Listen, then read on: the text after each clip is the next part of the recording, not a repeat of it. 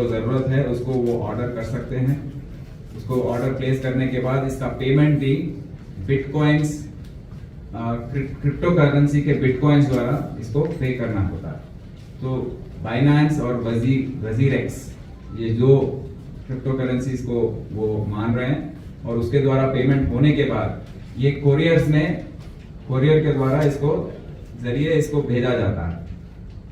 Couriers में मैं माँ बाप सबको बताना चाहता हूँ कि कोरियर जो घर आपके आता है, आपको अगर थोड़ा भी डाउट है कि आपके बच्चे क्या कर रहे हैं, तो मैं सबसे गुजारिश करता हूँ माँ बाप से कि आप अब से कोरियर्स को खोलकर देखें, क्योंकि ऐसा कोरियर आ सकता है आपके घर पे, एक एनवेलप, और ये ऐसा हो सकता है उसमें कुछ कम्युनिकेशन और अंदर कहीं छुपा हुआ होगा ये ड्रग। तो ये डार्क वेब के द्वारा जो ट्रांजैक्शंस हो रहे हैं वो ऐसे हो रहे हैं, और आपके पास अगर बॉक्सेस कुछ आए उसमें भी छुपा हो सकता है।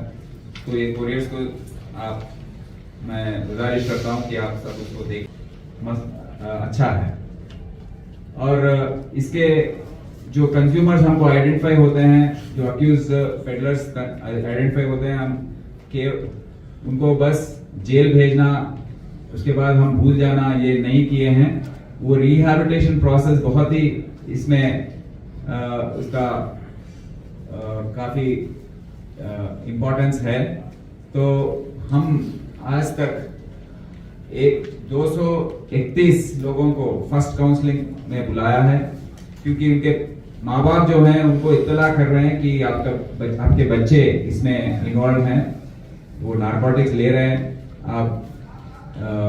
आपसे गुजारिश है कि आप आकर उनको देखें। तो उनके जरिए हम बच्चों को रिहैबिलिटेशन के लिए भेज रहे हैं। सेकेंड काउंसलिंग में 125 और थर्ड काउंसलिंग में 73, फोर्थ काउंसलिंग में 38 और फिफ्थ काउंसलिंग में 21। अब तक ड्रग स्क्रीनिंग टेस्ट में 27 लोगों का नेगेटिव आ चुका है। तो हम पहले इनको 27 एनडीपीएस एक्ट में बुक कर रहे हैं। उसके बाद अगर ये पूरा टेस्ट होने के बाद अगर इनका नेगेटिव आ गया और ये सुधर गए हैं, उसके बाद हम उनको चार्जशीट से निकालेंगे। बट अभी उनके बच्चों को, उनके माँ बाप को, सबको बता रहे हैं कि ये जो रिहैबिलिटेशन प्रोसेस है बहुत ही इसका अहम है, और आप इसमें कोऑपरेट कीजिए। Asha group, Phoenix rehab services, Amrita foundation और इंस्टीट्यूट ऑफ मेंटल हेल्थ के द्वारा ये कार्यक्रम चल रहा है।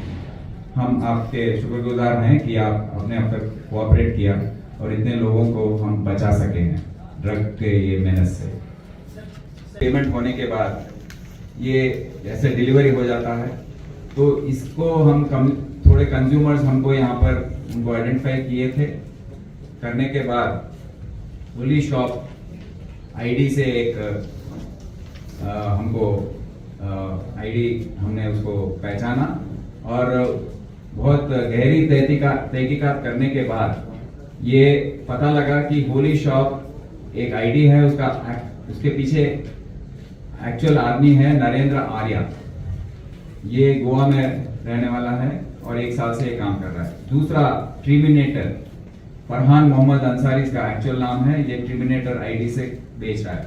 और एक है जम्बाड़ा कार्टेल, उसका जो मुजरिम है अब तक मिला नहीं है हमको, और हम उसको जल्द में पकड़ेंगे। ये पूरे देश में इनके कंज्यूमर्स हैं, 450 से लेके 150 कंज्यूमर्स तक एक मेंटेन कर रहे हैं, और 30 लाख से लेके 15 लाख तक इनके ट्रांजैक्शन आज तक हुए हैं। तो ये पहली बार है जब नारकोटिक्स एनफोर्समेंट विंग वालों ने डार्क वेब के जरिए उसमें कैसे ड्रग्स बेच रहे हैं उसको बस्ट किया है, और इतने लोगों को पकड़ लिया गया।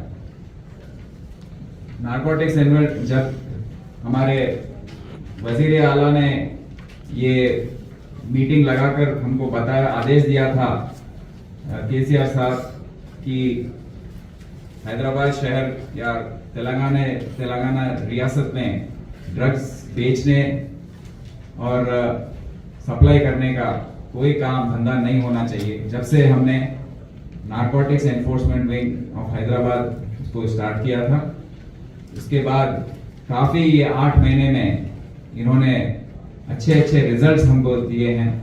पहले हैदराबाद शहर और आजू बाजू 2 कमिश्नरेट में जो बेचते थे, कंज्यूम करते थे, उनको हमने पकड़ा, लोकल बिजनेसमैन को। उसके बाद लोकल डिस्ट्रिक्ट्स में, आजू बाजू डिस्ट्रिक्ट में, वाइजैक ऐसे एरिया से जो सप्लाई करते हैं उनको पकड़ लिया गया है। 3rd लेवल पे इंटरस्टेट अक्यूज को पकड़ा गया, नाइजीरियंस को जो मुंबई में ऑपरेट करते थे, बैंगलोर में ऑपरेट करते थे, उनको पकड़ लिया गया है। फिर 4th लेवल पे हमने डिपोर्टेशन शुरू किया, जो ड्रग्स पेडलर्स हैं उनका डिपोर्टेशन शुरू किया। और अभी हम 5th लेवल पर पहुंचे हैं, जहां डार्क वेब और डीप वेब जो के जरिए जो बेच रहे हैं उनको हमने पकड़ा है। तो बहुत अच्छा प्रोग्रेस है। आज तक 58 केसेस एंड 285 अक्यूज्ड को नारकोटिक्स एनफोर्समेंट विंग ने पुलिस स्टेशन में उनको हैंडओवर किया है और बहुत अच्छा काम हुआ है अब तक। और कहने वाली बात यह है कि गोवा में हमने जिनको पकड़ा है, हफीज, रामलाल, नवनीत, अनूप, प्रीतिश, नारायण